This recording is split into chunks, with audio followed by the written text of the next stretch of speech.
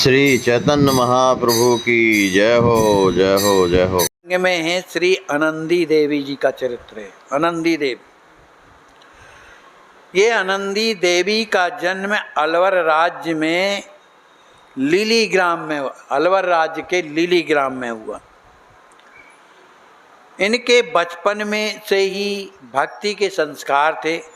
देखो, जिनके जीवन में बचपन से ही भगवान में जिसका मन लगता है, ये ना सोचो कि अभी का, ये पूर्व जन्म का संस्कार होता है, पूर्व जन्म की भक्ति का प्रभाव होता है। तो इनका मन जो है एकदम बचपन से ही भगवान के भजन में लगता था। जो बालक बालिकाएं थीं उनके साथ ये नहीं खेला करती थी, उनका मन नहीं लगता था। उनका मन हमेशा प्रभु की लीलाएं, कथा कहीं होती थी, उनको सुनने में लगता था। इस तरह से उनका जीवन चलता था। इनकी जो माँ थी, सुख संप्रदाय के सिद्ध संत श्री बलदेव दास जी थे, बलदेव दास जी। तो इनकी माता ने उन्हीं श्री बलदेव दास जी महाराज से छोटे में ही इन्हें दीक्षा दिला दिया। अब बलदेव दास जी महाराज ने इन्हें भक्ति की ओर प्रेरित किया कि भजन किया करो। उस समय पर बाल विवाह ज़्यादा होते थे, छोटे से में ही विवाह हो जाता था। तो इनकी माता ने सोचा, पिताजी थे नहीं, इनके माताजी ने सोचा कि इस लड़की का विवाह हम जल्दी कर दें। 8-9 वर्ष की अवस्था थी। तो ये जब विवाह कर देना चाहा, तो इस बालिका को विवाह की जब बात जब आई तो इन्होंने मना कर दिया। लेकिन माताजी ने सोचा कि लड़कियां तो ऐसे ही मना करती रहती हैं, लेकिन इनका विवाह करना ज़रूरी है।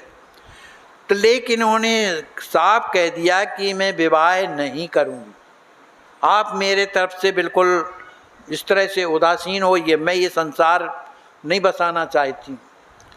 अब हुआ क्या कि जो इनके गुरुदेव थे प्रायः आया जाया करते थे, तो एक बार उन्हीं के गांव में आए, शिष्य थे उनके, उनका नाम था बलदेव दास जी महाराज। आए तो इनकी माता ने जा कर के उनसे प्रार्थना किया कि बताओ, अब ये लड़की बड़ी हो गई है और ये विवाह नहीं करना चाहती है, आप इन्हें समझाइए। कौन ऐसी मने माँ होती है जो पुत्री को अपने घर में रखेगी और कहाँ तक रखेगी, इसलिए कृपा करिए। जो बलदेव दास जी महाराज थे, साधारण नहीं थे, सिद्ध संत थे। उन्होंने देखा आनंदी बाई को और देख करके और कहने लगे, बेटी तुम मेरी बात मानो। देखो, उन्होंने साफ कह दिया कि तुझे केवल 5 वर्ष जीना है, केवल 5 वर्ष, इसलिए तुम विवाह कर लो।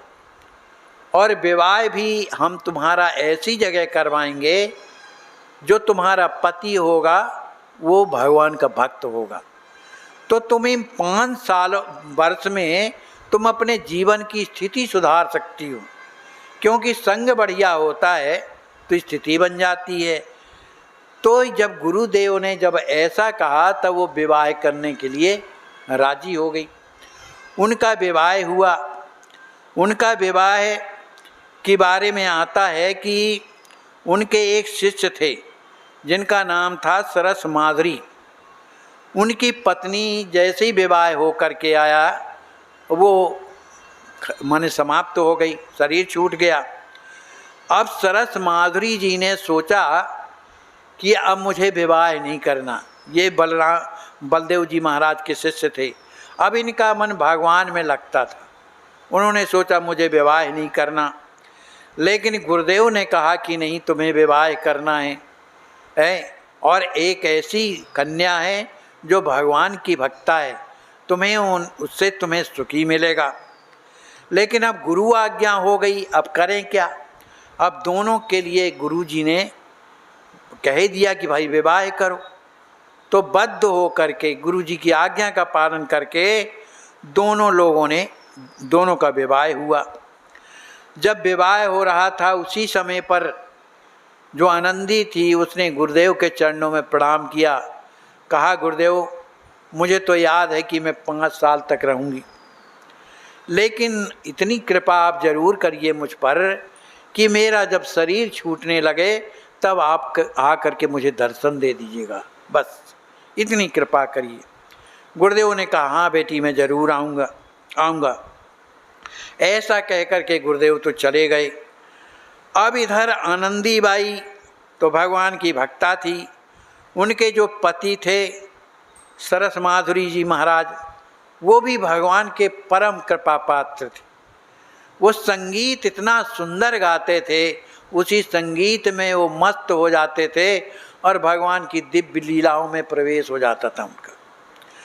अब ये दोनों मिल करके रोजाना कीर्तन करते थे, भगवान के भजन गाते थे। भजन गाते गाते दोनों की स्थिति विचित्र हो जाती थी, प्रेम में भर जाते थे। इस तरह से उनके दिनों दिन बीतने लगे। लेकिन आनंदी बाई को ये नहीं लग रहा था कि मैं जल्दी मर जाऊंगी। उसे लगने लगा कि मैं मर के जाऊंगी तो कहाँ जाऊंगी, मैं अपने प्रभु के धाम को जाऊंगी। मुझे कोई दुख थोड़ी है, ये शरीर तो इसी तरह से नाशवान है। तो वो दिन रात भजन करती थी, निरंतर भगवान की लीलाओं का चिंतन करती रहती थी। वो विदुषी महिला थी। अब वो दिन में स्त्रियों के साथ में जब बैठती थी तो उन सब के बीच में नाम कीर्तन किया करती थी, कीर्तन करती थी। और रात में पति के साथ भी कीर्तन करती थी। पतिदेव तो तान पूरा बजाते थे और ये ढोलक बजाया करती थी। दोनों मनमोहन दास जी का एक गजल गाया करते थे। जिन्हें चलना मंजिल सेती, उन्हें दिन बैठ खोना क्यों। रही चढ़बाट सिर ऊपर, बने सुख सेज सोना क्यों। चला चल में कोई दम का, ठहरना कभी बिछोना क्यों। जिन्हें फुर्सत न फल छिनकी, उन्हें दिन रात होना क्यों। चले जब प्रेम के रास्ते, तो फिर मुख का छिपोना क्यों। दिया से जब बेच सिर अपना, उतरती बार रोना क्यों। पिया से मिल चुके जब फिर लगा सगाई, ब्याह गोना क्यों। न हासिल जतन जब सारे, मिले दिल का मिलोना क्यों। समझ विवादासी खेले जो, उन्हें फिर कोई खिलौना क्यों। मोहन मन मगन होके फिर, लगन लगी तो बिलोना क्यों। माने जब भगवान में लगन लग गई तो अब हमें किस चीज़ की ज़रूरत है। ऐसा सरस माधुरी जी महाराज के साथ में ये गाया करती थी। एक दिन की बात है कि सरस माधुरी जी माने ये सखी भाव के उपासक थे। ये कुछ दिन के लिए बाहर गए।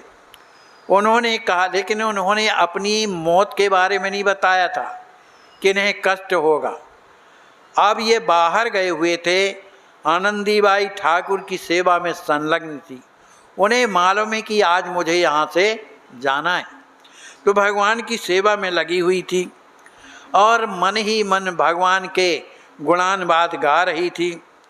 उसी समय पर बाहर से आवाज़ आती है। ये जो है छत के ऊपर थी, वहाँ उनका एक महल बना था, वहाँ पूजा किया करती थी। बाहर आवाज़ आती है, अरे पंडित जी, अरे पंडित जी। इस तरह की जब आवाज़ आई तो ये आनंदीबाई ऊपर से जैसे ही नीचे आती हैं तो सीढ़ी में खड़े हो कर के देखती हैं कि एक सुंदर सलोना बालक जो है वही पंडित जी कह कर के बुला रहा है। अब वो नीचे जब तक उतर के आती हैं कि उससे पूछें क्या बात है, तब तक वो अदृश्य हो गया। अब जब अदृश्य हो गया तो अब सोचने लगी कि आखिर ये कौन थे, क्या थे। इस तरह का उनके हृदय में विचार आने लगा। इसके बाद जब पंडित जी आए, माने माधुरी शरण जी महाराज, तो उनसे पूछा कि मैंने एक बालक को देखा है जो नील वर्ण का था, बड़ा सुंदर था और वस्त्र कुछ नहीं पहने था, तो उनको देखा वो आपको पुकार रहे थे। तो इधर सरस माधुरी शरण बड़े प्रसन्नता में भर गए। कहने लगे, देवी तुम तो भाग्यवान हो। तुम्हें किसके दर्शन हुए हैं मालूम है? श्री सुखदेव जी महाराज के। तुम्हें सुखदेव जी महाराज ने दर्शन दिया है। इसी प्रकार एक बार उन्हें श्री राधा कृष्ण के दर्शन हुए, माने आनंदीबाई को। अब क्यों ना हो भाई, उनके हृदय में भक्ति भरी हुई है, उन्हीं की सेवा रात दिन करती हैं, प्रेम में डूबी रहती हैं, उन्हीं का नाम ले कर के रोती रहती हैं। ऐसे हृदय ही तो भगवान को प्यारे लगते हैं। तो उन्हीं के पदों में ये हमेशा डूबी रहती हैं। अब एक दिन की बात है कि आनंदीबाई मंगला आरती कर रही थी भगवान की। मंगला आरती करते समय आनंदीबाई को मिला राधा रानी का दिव्य दर्शन।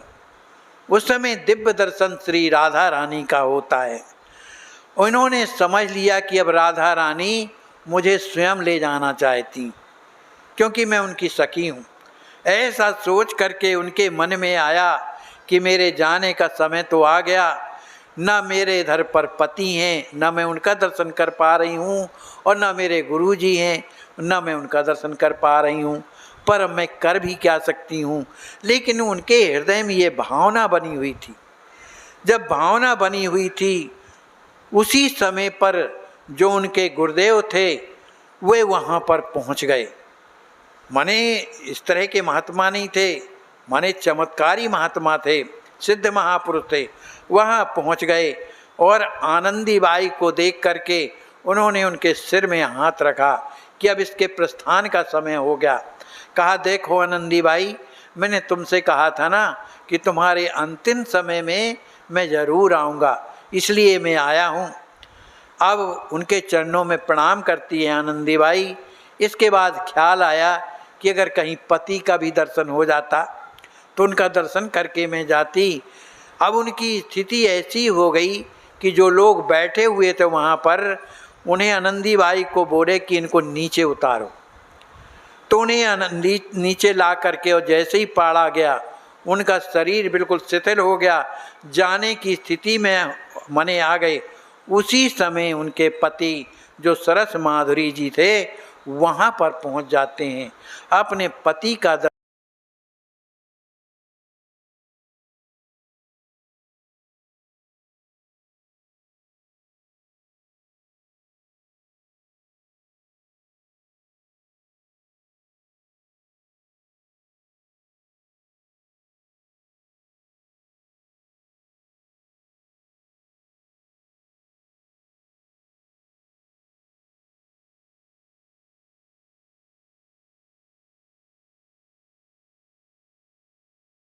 आइए देखिए, आपका स्वागत है आश्वासन सेवा ट्रस्ट के इस सेवा कार्यक्रम में। आप हृदय से देखिए किस प्रकार आपकी आश्वासन सेवा ट्रस्ट में प्रेम से, हृदय से, सहृदयतापूर्ण सेवा की जाती है। एक गुरुदेव की आज्ञा के पालन के लिए कोठारी जी द्वारा 35 वर्षों से सेवा चली आ रही है। 1988 से सेवा प्रारंभ की गई थी और अनवरत ये सेवा चल रही है आप सभी के सहयोग से। इसका संस्था का आय स्रोत बहुत सीमित होने के कारण ये सेवा बहुत लघु रूप में चल पाती है।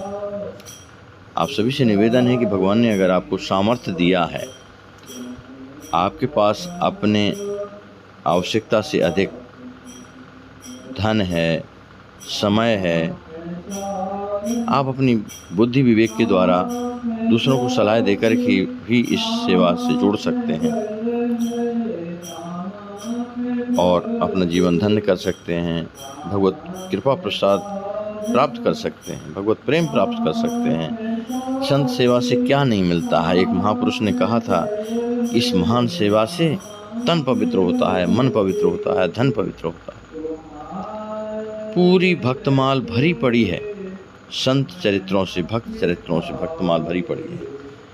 उसमें आप देखेंगे जिन्होंने भी संत सेवा की है, भगवान संत सेवा करने वाले से बहुत प्रसन्न होते हैं। बहुत जल्दी प्रसन्न होते हैं, उसे बड़ा प्यार करते हैं।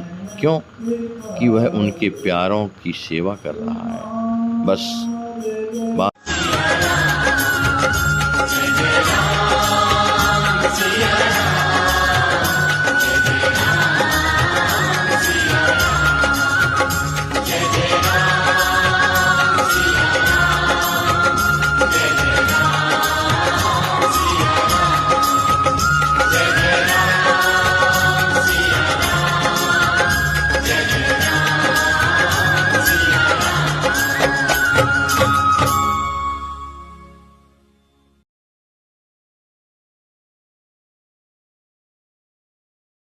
कहिए जे पीड़ पराई जाने रे वैष्णव जन तो।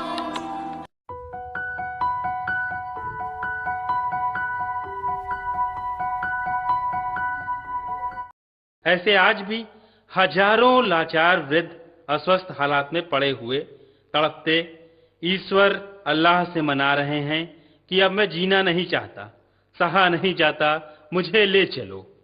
आइए, अगर आपके दिल में ऐसों के प्रति दर्द है तो ट्रस्ट के साथ मिलकर अपने अवकाश प्राप्त समय का दान देकर अपनी बौद्धिक योग्यता का, अपने धन का सच्चा सदुपयोग करके इनका दर्द मिटाएं और उस परम पिता परमेश्वर अल्लाह गॉड का प्यार प्राप्त करें। नव